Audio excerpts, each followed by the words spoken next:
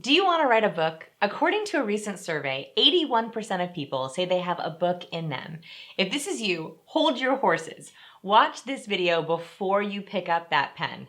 I brought on my business partner and husband, Scott Edwards, to walk through the 10 questions you must ask yourself before sitting down to write a book. Welcome, Scott. Thanks for having me. Excited to be here. Happy to have you. Let's go ahead and dive in and answer these questions. So I've watched you now through 3 self-published books, 2 published books with Penguin Random House. Yeah. Last year, Captivate became a national bestseller. Yeah. This year, the paperback is coming out. Congratulations. Woo, yeah. So we have an opportunity now to talk with you about some of the most common questions that you get all the time from aspiring authors. Yes. As you mentioned, almost everyone wants to write a book. Yeah. So first, though, can you help us through that desire? Does everyone really need to write a book? How should they judge whether they have a book in them and whether they should actually go ahead and write it? Yeah, so I think that it's funny when, with my self-published books, I got a couple of inquiries, but now that Captivate has sort of blown up, I probably get an email, 2 or 3 emails a week on this question. So the biggest thing is, does it have to be a book? If you have a really good idea, I think that the first thing you got to ask yourself is, how do I want to express this? Like, sometimes it's not a book, it could be a screenplay. It could be a short story. It could be a blog with small updates. It could be, like, I was talking to someone who had this idea for a character, but not really a story. I said, why don't you start a Twitter account in the voice of that character? Right? And so she is able to express her literary idea through this Twitter account. So just because you have a great idea doesn't mean that it has to be a book. In fact, a book is one of the harder ways to express your creativity. We're going to talk about it a little bit later. But I would say go through what are all the different creative formats for my idea. I think we've got them all. Screenplay, social media account, blog, vignette or short story, novella. An essay, even. Essay, yes, exactly. Like creative essay. Those are a podcast, audio, sometimes it's another one. So do any of those fit better than a book? That's the very first question you have to ask yourself. All right, on to our second question. So how long do you think it takes to write a book on average? And if I'm particularly a first-time author, how much time should I allot to get this thing done? Yeah, so whatever amount of time you think it's going to take you, I would at least 5x that amount of time.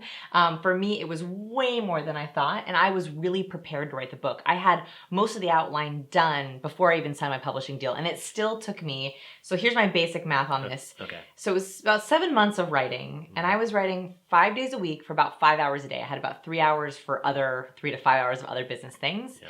So that would be 700 hours of writing time. And that writing time isn't just, carving out 20 minutes here and there.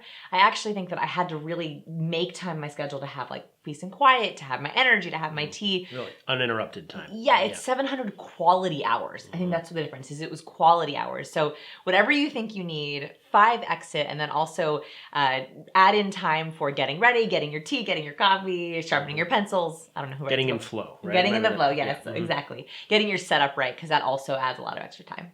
Okay. Moving on to question number 3. So people often focus on the writing, act of writing itself as being the hardest part of making a book. Yeah. Do you think that's true? What would you say is the hardest part of getting a book done? So the biggest surprise I think I had writing the book was that writing wasn't a lot of what I was doing. In fact, if I had to look back, I would say about 30% of the book was writing. The other 70% was everything from cover images to editing, which is different than writing, very different than writing, marketing the book, doing interviews for the book, creating the citations for the book, doing the footnotes, reviewing, formatting, kerning. I mean, all these things that I had no idea went into the actual publishing process.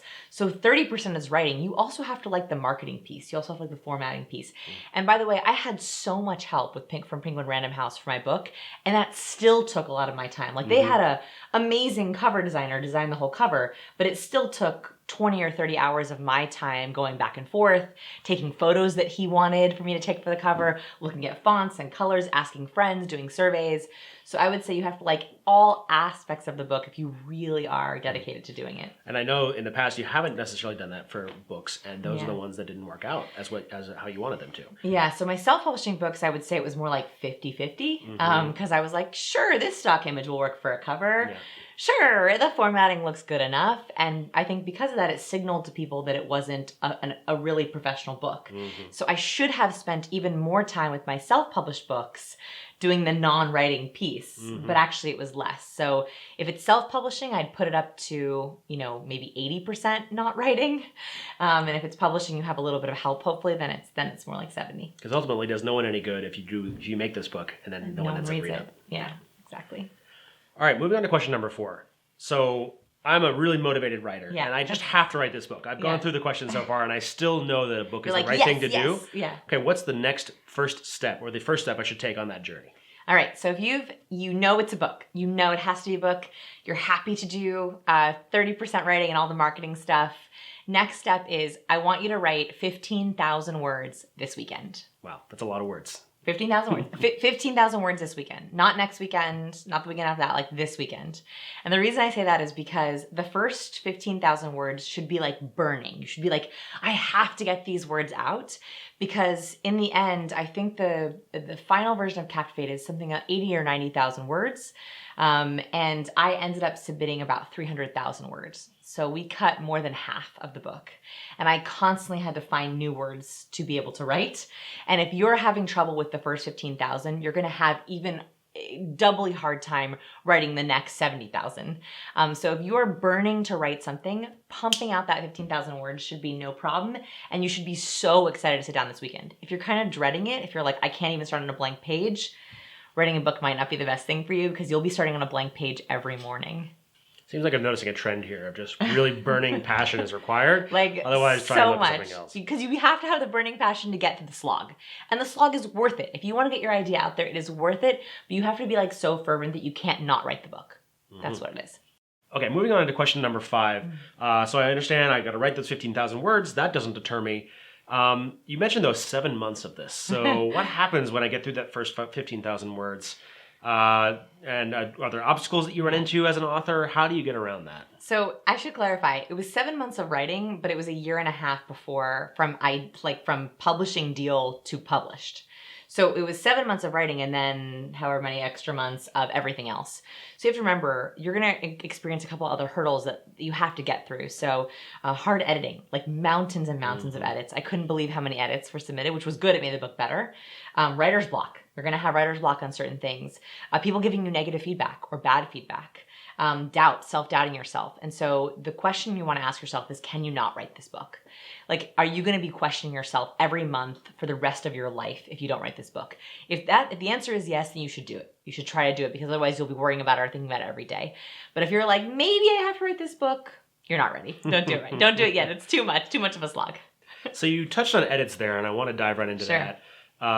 When you get edits back, walk us through how that felt, getting those edits from a professional editor. There was a lot of red lines. I remember when this happened as well. It was horrible. Walk us through what that felt like, and then how you came to terms with that, and how you came to embrace the editing process as well. Yes, I think I cried too when I got back my first round of edits. Maybe. Yeah. I won't disclose. Oh, yeah. So what I want you to think about here is your ego. So the big question here is, are you writing a book for your author ego, like to be able to say, I'm an author, I'm a published author? Or are you writing this book because you have an idea that you really want to spread? Because I will say to you that just wanting to write a book to say that you're an author is not enough to get through the tear down of your ego that happens through editing. So what happens is, if you come at it from an ego perspective and you have really well-meaning editors who say, this won't work, cut this 15,000 words, cut that, cut this, the idea doesn't make sense. If you don't say it's worth it to get this idea out, you won't be able to get through it. So think about, are you doing this for your author ego, or are you doing this for the idea? The idea is going to hold up way stronger. All right. Let's go ahead to another question that you get all the time. Question number 7 here. What is the single most important thing to do and to get right when it comes to writing a book and publishing a book and then marketing the book, as you mentioned earlier? Yeah. If they had to pick one thing to really get right, what should it be? So I wish I would say the writing, but actually I think the cover is more important. Oh, really? I think that your first impression on a book is everything. And we did a lot of cover testing. I have a huge expose on this on my blog if you want to see all the different covers that we went through. We went through so many different covers. We tested it with analytics. Penguin Random House actually had thousands of readers look at my covers and tell us what they thought the book was about. Cover is everything. Don't skimp on it. Don't do a stock image. Hire someone who's an expert at covers. If you're not an expert at covers, it is worth it. Yeah, and I can attest to this. We've been in airport bookstores even, for example, and the cover just draws people in. Yeah. And that is everything. If you get someone to pick it up, open the page, open the cover, that's more than half the battle. So it's worth it. Yeah. Let's go on to question number 8. So I've heard all your questions and all your advice so far. I'm still ready to go. I'm still ready to write that book. What should I read first? Are there any good primers that you read or that you can recommend to others that they should read before they get started on this journey? Yeah, so I read a lot of books before writing my book, and here are the ones I think that are essential. So before you pick up your pen, 1, Writing Tools, 55 Essential Strategies for Every Writer by Roy Peter Clark. It's just a basic primer in writing. It's essential no matter what, if you're writing fiction or nonfiction. Big Magic by Elizabeth Gilbert. So this is more about the spiritual side of writing. I know it sounds woo-woo. It is worth picking up this book. It will get you through writer's block. The War of Art by Stephen Pressfield. For my procrastinators, if you are worried about motivation and procrastination, you have to pick up that book. And for fiction writers only, so if you're writing fiction, I highly recommend Hit Lit by James W. Hall. Those are the 4 books I would really recommend reading. All right. Let's go ahead to question number 9. Now, you were very fortunate to have a publisher to publish your most recent book, but you've also self-published too. Yeah. So if I want to go down the self-publishing route, I'm much more interested in that, or I don't have the ability to get a publisher. What are your recommendations for those folks? Yeah, that's a great path. So if you're going to self-publish, know that you are going to have to hire experts. So in a publishing house, they bring the experts to you. They have the cover designer, the editor, the formatter. You need to hire those people if you are not married to one or you don't happen to be one yourself. So the essentials: editor, book designer, cover designer, and book marketer. Those are the 4 things that publishing houses typically bring to the table, but check with them to make sure. I know people who hire even outside their publishing house. We also hired help even outside our publishing house. So those are the 4 things that I would recommend if you're going to self-publish, having the budget to hire out on. So it still takes a village, even though I'm self-publishing. Still takes a village, yeah. All right, let's move on to our 10th and final question here. So this is a very long process. It takes months. There's a lot of criticism that comes in. Ooh. Editors, naysayers, mother-in-laws, maybe. No. She was very supportive. Thank you, Deb. So how do you psychologically prepare yourself for that? How do you defend your work and your ideas, but also your psyche and your ego over the course of this process? Yeah, so I think that before you sit down to write, you should know who in your village provides what. And there are 2 different kinds of people, I think, with books. There are dream builders and there are dream killers. So think about the people in your life, everyone who you would talk to the book about. Like if you're going to dinner with someone, like, how's that book going?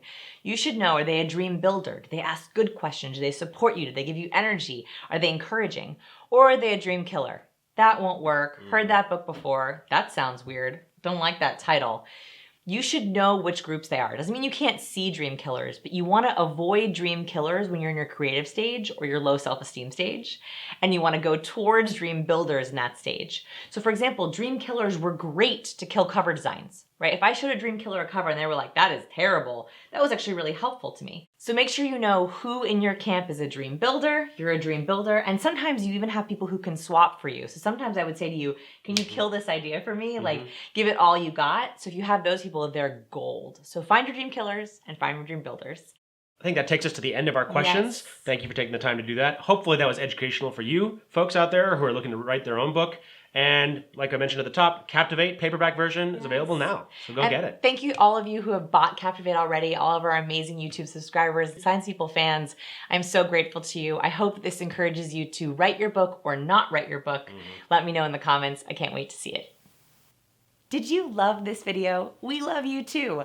Please give us some love by liking this video and subscribing to our channel. You might also like these videos to check out after this one.